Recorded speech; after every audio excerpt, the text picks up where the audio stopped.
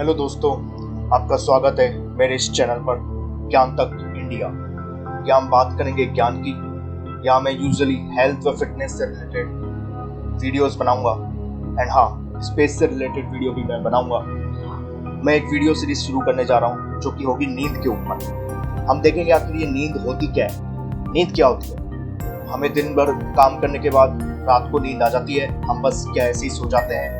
नींद के दौरान हमारे शरीर में क्या क्या होता है, सपने आखिर क्यों आते हैं, सपने क्या होते हैं, सपने होते क्या, उनका साइंस क्या है, क्यों आते हैं, अगर सपने हमें नहीं आए तो क्या होगा, नींद नहीं आना क्या है, जिसे हम इंसोम्निया भी कहते हैं, ये डिसऑर्डर क्यों होता है, हमारी डाइट का नींद पे क्या इफेक्ट पड़ता है, तथा इंसोम्निया जो एक डिसऑर्डर है, नींद नहीं आना, उसका सोल्यूशन क्या है, उसका हल क्या है, तथा इसके साथ हम ये भी देखेंगे कि नींद कोविड के साथ क्या कनेक्शन। तो ये जानने के लिए मेरे साथ इस वीडियो में बने रहिए। तो दोस्तों, हम बात करेंगे आज के इस वीडियो में कि आखिर नींद होती क्या चीज़ है। नींद को हम यूजुअली दो तरह के भाग में डिवाइड करते हैं, non RAM and RAM. Non का यहाँ पर अर्थ है non rapid eye movement sleep and दूसरा रैम का अर्थ है rapid eye movement sleep. Usually हम ऐसा सोचा करते थे अब तक जितने भी शोध हुए हैं उनके द्वारा कि रैम स्लीप वो स्लीप का साइकिल होता है या जिसमें हमें नींद के साथ सपने आते हैं। परंतु अब वर्तमान समय में जो शोध हुए, रिसर्च हुई है, उनसे सामने आया है कि केवल रैम साइकिल ही ऐसा नहीं है कि जिसके दौरान हमें सपने आए। हमें पता लगा है कि नॉन रैम के दौरान भी हमें सपने आते हैं। जैसे कि हम समझ सकते हैं हाथी खड़े होकर ही सो जाते हैं, पर ये नॉन रैम स्लीप में होता है, वो लेट कर सोते हैं रैम स्लीप में। तो आखिर रैम और नॉन रैम का मतलब क्या है? देखिए, नॉन रैम स्लीप में भी हमें सपने आ सकते हैं, पर यूजुअली जो पाया गया है वो ये है कि नॉन रैम स्लीप में हमें सपने कम आते हैं तथा रैम स्लीप में हमें सपने ज़्यादा आते हैं। हमारा ब्रेन, हमारी बॉडी अलग अलग तरीके से दोनों तरह के स्लीप साइकिल्स में व्यवहार करते हैं। इन स्लीप साइकिल्स की भी अपनी अपनी स्टेज होती है। जैसे कि हम यहाँ बात करते हैं नॉन रैम स्लीप की। नॉन रैम स्लीप में एक सोते समय पहली स्टेज में जब हमारा शरीर एंटर करता है, हमारा ब्रेन एंटर करता है, तो धीरे धीरे हमारे शरीर की प्रक्रियाएं धीमा होना प्रारंभ होती है। बॉडी टेम्परेचर ड्रॉप होता है, हमारा रेस्पिरेशन, सांस लेने छोड़ने की जो गति है वो थोड़ी धीमी होती है, हमारा हार्ट रेट भी धीमा होता है। ये नॉन रैम स्लीप की पहली स्टेज होती है। इन अर्ली स्टेजेस में आपका जग जाना बहुत आसान होता है, आपको आसानी से जगाया जा सकता है, कोई भी थोड़ा सा इंटरप्शन आपको जगा सकता है। इसके बाद स्टेज 2 आती है। स्टेज 2 में भी हमारा शरीर, हमारा बॉडी टेम्परेचर, रेस्पिरेशन स्लो होता है, लेकिन ये स्टेज 1 की तुलना में ज़्यादा स्लो होता है। हम थोड़ा गहरी नींद की ओर जाना शुरू करते हैं, हार्ट रेट भी हमारी धीमी होती है। इस स्टेज से भी आपका जगना आसान होता है। हालांकि स्टेज 1 5 से 6 मिनट की होती है, पर ये स्टेज 2 आपकी 20 से 40 मिनट की हो सकती है। इसके बाद हम नॉन रैम स्लीप के स्टेज 3 में आते हैं। स्टेज 3 आपकी पूरे स्लीप साइकिल का सबसे गहरा भाग होता है। इसे डीप स्लीप भी कहा जाता है, इसे डेल्टा स्लीप भी कहा जाता है, क्योंकि इस स्लीप के स्टेज में आपकी मांसपेशियां व शरीर बहुत धीमे होते जाते हैं, आपकी शारीरिक प्रक्रियाएं धीमी होती जाती हैं, आपकी मांसपेशियां रिलैक्स हो जाती हैं पूरे तरीके से।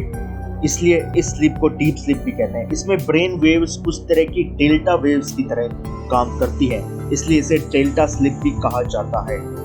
स्लीप की थर्ड स्टेज में हम पूरे दिन में जो भी कुछ काम करते हैं उसकी रीस्ट्रक्चरिंग होती है। हमारा ब्रेन उसको रीस्ट्रक्चर करता है, रीमैप करता है।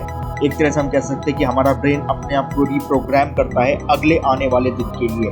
अगर आप थर्ड स्टेज की स्लीप को अच्छे से नहीं ले पाएंगे तो आप अगले आने वाले दिन, जिस दिन आपका पेपर भी हो सकता है, आपका कोई एग्जाम हो सकता है, या आप किसी तरह के फिजिकल टेस्ट से जा सकते हो, या आपको किसी फिजिकल या मेंटल टेस्ट से गुजरना हो, उसमें आप अच्छा परफॉर्म नहीं कर पाएंगे। तो हमें ये पता लगा है कि स्टेज 3 की स्लीप बहुत इंपॉर्टेंट है, ये बहुत ज़्यादा इंपॉर्टेंट है, ये हमारी इम्यूनिटी के लिए भी बहुत ज़्यादा इंपॉर्टेंट है। इससे हमारे शरीर में टी सेल्स की संख्या अच्छी होती है, इम्प्रूव होती है। यहाँ पर एक और इम्पोर्टेंट बात है कि थर्ड स्टेज जो हमारी स्लीप होती है, ये हमारी, इसका अधिकतर भाग हम रात के पहले आधे भाग में ले लेते हैं।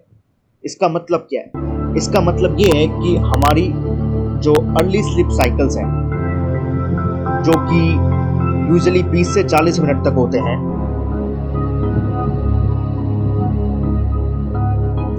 जैसे जैसे हम रात में आगे बढ़ते हैं वैसे वैसे हमारी ये स्टेज छोटी होती जाती है। इसका मतलब ये है कि जैसे जैसे हम रात में आगे बढ़ते हैं, आप रात को 10 बजे सोए या 11 बजे सोए, जैसे जैसे आप रात के 3 बजे तक पहुंचेंगे, रात के 3 बजे तक ही स्टेज 3 का अधिकतर पार्ट हो जाता है। उसके बाद जैसे जैसे आप आगे बढ़ते हैं, डीप स्लीप कम होती जाती है या शॉर्ट पीरियड की होती जाती है, तथा रैम स्लीप, जिसको हम आगे डिस्कस करेंगे, रैपिड आई मूवमेंट, वो ज़्यादा होती जाती है। दोस्तों, अब हम बात करेंगे रैम स्लीप की। रैम स्लीप मतलब रैपिड आई मूवमेंट। हमने पाया कि rapid eye movement stage sleep में जो हमारे ब्रेन की एक्टिविटी है उस स्तर पर होती है जिस स्तर पर हमारे ब्रेन की एक्टिविटी जब हम होशो हवास में होते हैं तब। ये बात बहुत अजीब सी लगेगी आपको, लेकिन ये सच है। ऐसा क्यों होता है इसका भी हमें एग्जैक्ट पता नहीं है, क्योंकि हमने देखा था कि नॉन रैम स्लीप के अंतर्गत ब्रेन की एक्टिविटी कम होती जाती है या स्लो डाउन होती जाती है, पर रैम स्लीप जब हम सपने देखते हैं ब्रेन की एक्टिविटी काफ़ी ज़्यादा होती है। एक और बात बहुत ज़्यादा इम्पोर्टेंट है इसमें कि रैम स्लीप साइकिल हमारी बॉडी पैरालिसिस में चली जाती है, जिसे एटोनिया भी कहते हैं। इसके 2 एक्सेप्शन होते हैं, एक आँख, दूसरा मसल्स जो ब्रीथिंग में आँखें हमारी पैरालिसिस में नहीं जाती, वो रैम स्लीप तेजी से मूव करती है, इसलिए हम इसे रैपिड आई मूवमेंट्स कहते हैं। वहीं ब्रीथिंग की मसल्स का काम करना जरूरी है, नहीं तो हमारी इन 2 एक्सेप्शंस को छोड़ के हमारी पूरी बॉडी पैरालिसिस में चली जाती है। और आप ही सोचिए, अगर रैम स्लीप के दौरान हमारी बॉडी पैरालिसिस में नहीं जाती तो आप सपने से उठ करके किसी को मुक्का मार रहे होते, या आप सपने से उठ करके चल रहे होते, या आप सपने से उठ के कूद रहे होते। इसलिए रैम स्लीप में ये नेचुरल बात है कि हमारी बॉडी पैरालिसिस में चली जाती है।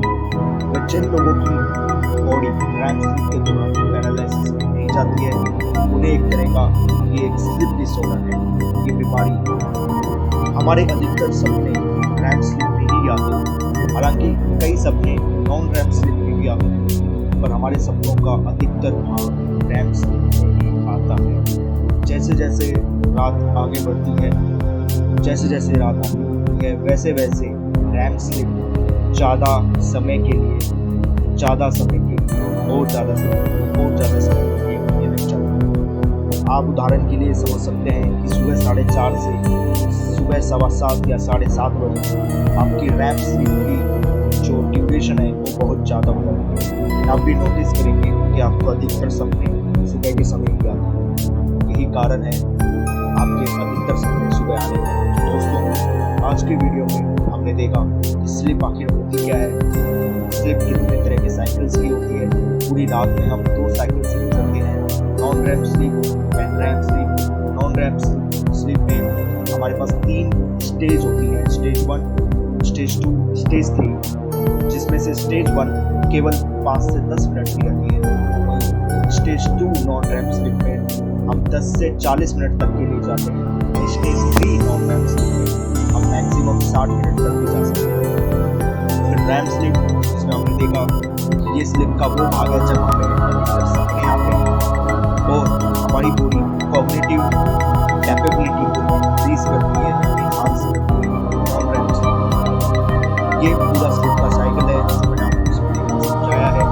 अगले वीडियो में मैं आपको बताऊंगा कि स्लीप जर्नी क्यों एंड स्लीप का इम्यूनिटी के साथ क्या कनेक्शन है, एंड एक अच्छी स्लीप का कोविड के साथ क्या कनेक्शन है, ये भी मैं आपको अगले वीडियो में समझाऊंगा। तथा इंसोम्निया क्या होता है, उसके अगले वीडियो में हम देखेंगे इंसोम्निया का क्या सॉल्यूशन है।